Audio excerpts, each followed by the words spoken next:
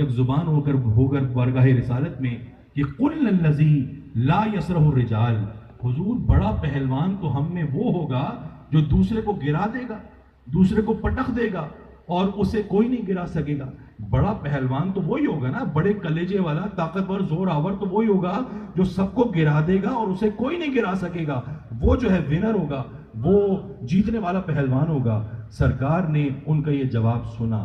اور پھر سرکار نے کیسا خوبصورت جواب عطا فرمایا کہ اس جواب نے ان صحابیوں کی بھی تربیت کی اور رہتی دنیا تک تمام انسانیت کی تربیت کی۔ سرکار نے فرمایا قال لیس بذالک ولکنہ الذی یملک نفسہ عند الغضب، اے میرے صحابیوں، بڑا پہلوان وہ نہیں ہوتا